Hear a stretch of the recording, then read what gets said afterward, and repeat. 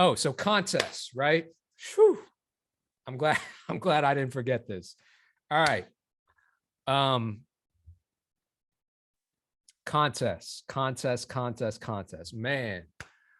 So over the years, I have run at least one contest every single year since I started selling beats online. And I don't know how long you guys have been following me, but when I first started, the name of my contest was No Sucker MCs. Kind of a whack name, to be honest, now in retrospect, but it became like a thing. It became like a thing that people looked forward to every single year. It's like, yo, Kato, when are you doing No Sucker MCs? People still ask me that question. And it's been over 8 years since I first started, right? Um, so I think contests are extremely powerful. It's a great way to create user generated content. It's a great way to get people to engage with your beats. It's a great way to provide value, right? Because I was like offering all kinds of prizes. I'd fly people out to Atlanta to work with the winners of my contests. I'd shout them out on my social media. I'd offer cash prizes. I'd get partners involved for like big package prizes, like free studio gear, plugins, all kinds of shit, right? Um, so there's tons of value in doing a contest.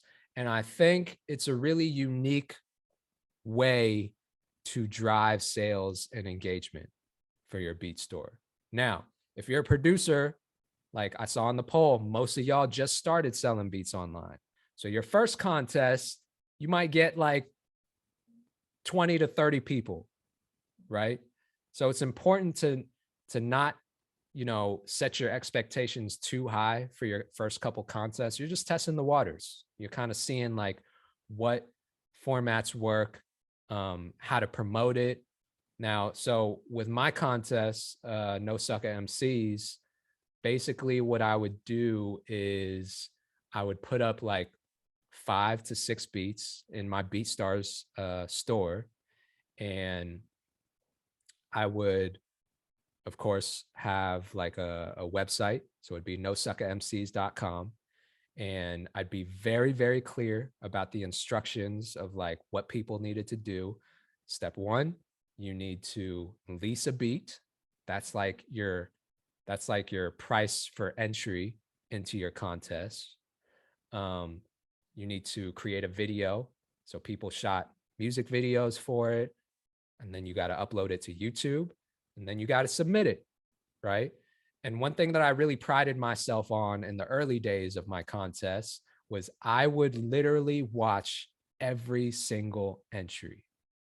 And this went on for many, many years into that contest. So even like No Sucker MCs 4 or 5, when I was building my brand online and getting hundreds of contest entries, I would go through every single one. Now, would I recommend that now? Absolutely not. I think there are smarter ways to do it. Now, if you want to, if you're still in that early process, I would even say that that's extra value that you're adding.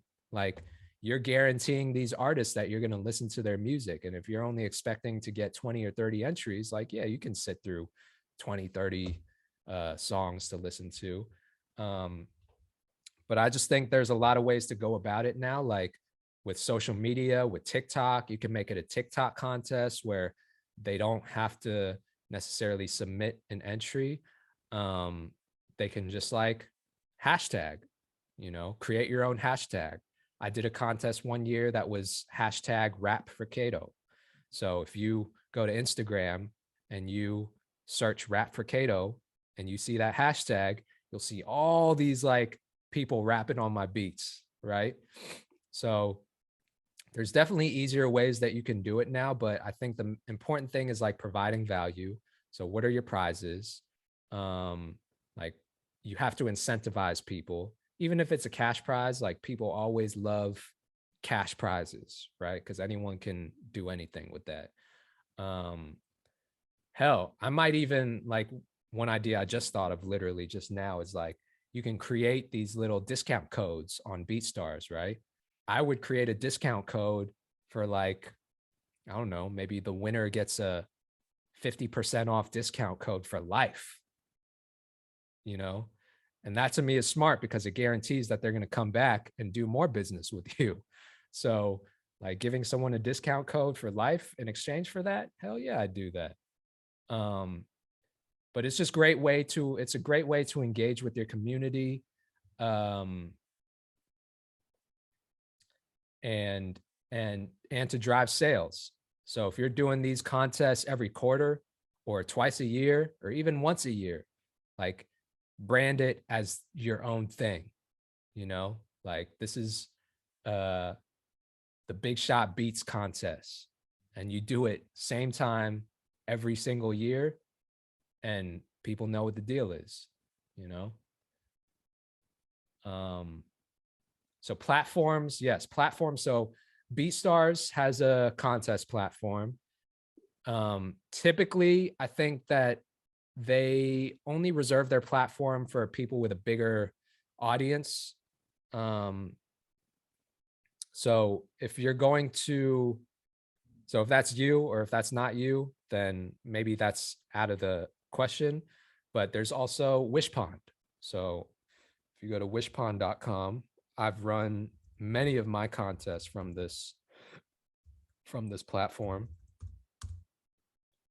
Wishpond.com is a great platform. You can check it out. They run like all different types, like video contests. You can do audio contests. They have all these different kind of templates that you can use. And I've successfully run contests on Wishpond. So definitely a good platform to do it on.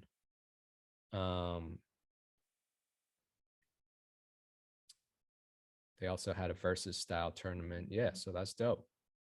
That's dope. I would even like, as you know, potential prize ideas. I mean, if you don't have any connections with like brands or companies that you can reach out to for sponsorship. So sponsorship is another thing. As your brand grows, you can start reaching out to these companies like KRK or Adam Audio, right? Who make my studio monitors, or this microphone company. Like you can get sponsorship dollars to help cover some of your overhead, whatever that is, if you're paying for graphics or paying for the platform for the contest hosting. These companies and these brands will give you money in exchange for you shouting them out or including their products in your prizes. I've made a lot of money off of sponsorships. So I think that's a great way to just get like more, cover more of your overhead and then create more revenue opportunities.